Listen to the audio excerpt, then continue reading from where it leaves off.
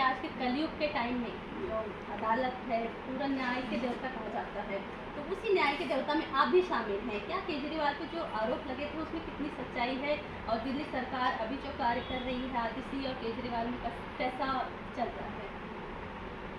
देखिए, आप वरिष्ठ पत्रकार हैं और पत्रकारिता की पारिवारिक पृष्ठभूमि से आई हैं।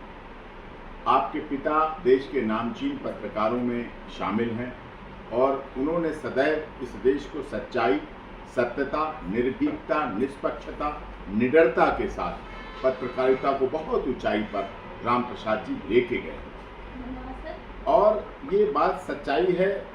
और आप भी उस परिवार से हैं, एक बेटी के नाते, और आप भी बेटी हैं, आतिशी जी भी बेटी हैं।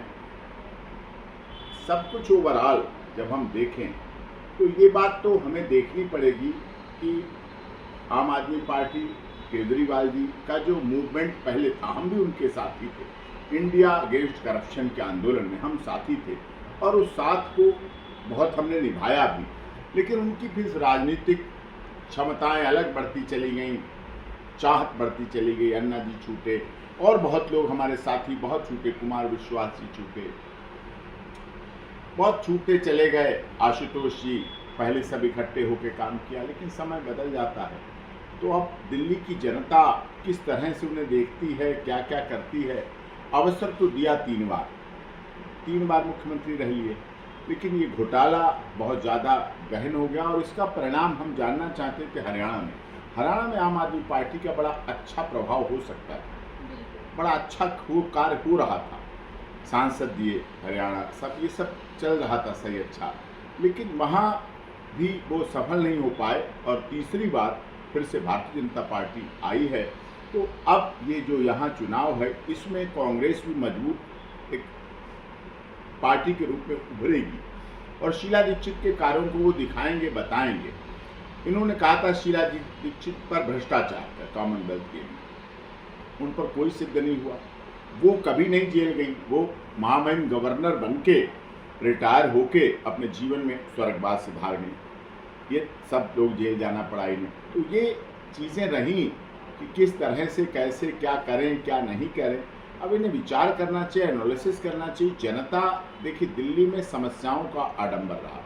आपने राजेंद्र नगर की घटना देखी, हमारे प्रवासी छात्र, हमने याचिका लगाई माननीय उच्च न्यायालय दिल्ली में, तो उस पर राष्ट्रीय प्रवासी मंच के द्वारा भी याचिका लगी और उसमें सुनवाई हमने की। तो उसमें प्रवासियों के साथ दिल्ली में आज भी सौतेला व्यवहार होता है।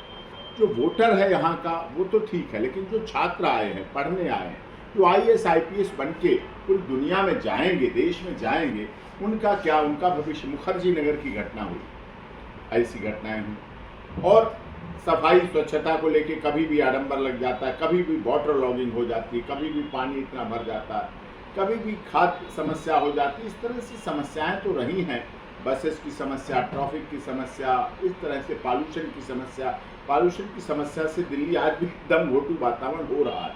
और ये उठा के जिम्मेदारी दे देंगे पटाखों को। अभी पटाखे कोई नहीं फूट रहे, कोई पटाखों का नहीं। बड़ा सवाल है कि 2 तक से केजरीवाल जी आए हैं, पटाखों पे बैन क्यों लगा देते हैं दिल्ली में? बल्कि पूरी दुनिया सब जगह 31 दिसंबर को पूरी दुनिया में पटाखे चलाए जाते हैं। 26 जनवरी को अभी हरियाणा में चुनाव में जीत हार हुई तो सबने खूब पटाखे चलाए। लोकसभा चुनाव में खूब पटाखे चलते हैं, शादी ब्याह में खूब पटाखे चलते हैं। लेकिन पता नहीं केजरीवाल जी को भी कुछ सनातन से है या क्या है, पता नहीं। जाते तो हनुमान मंदिर हैं कनॉट प्लेस, पूजा पाठ तो करते हैं, लेकिन पता नहीं उन्हें पटाखों में क्या दिख जाता है। पटाखे पॉल्यूशन को दूर करते हैं सच्चाई में। ये जो अब बारिश के बाद जो डेंगू, कीड़े मकोड़े और मच्छर होते हैं, इनको पटाखे ही दूर करते हैं। दिया जलाया जाता है, घी का सफाई की जाती है, जिससे कि नए वर्ष में प्रवेश हो सकें और इन बीमारियों से सारे मुक्त हो सकें और इनमें हमें राहत मिले। तो ये सब चीज़ें होती हैं। इसके लिए माननीय सर्वोच्च न्यायालय भी सुनवाई करता है। मुकेश जैन जी जो धर्मरक्षक दारा सेना के राष्ट्रीय अध्यक्ष हैं, वो भी बहुत संघर्ष करते हैं कि किसी तरह से पटाखे हमारे देश की सभ्यता का हिस्सा है, सनातन का हिस्सा है। अगर आज बच्चे फुलझड़ी और पटाखे से दूर हटते चले जाएंगे, हम उन्हें बम में कैसे ठोक पाएंगे, बम से कैसे फेस कर पाएंगे, तो गोला बारूद से कैसे फेस कर पाएंगे?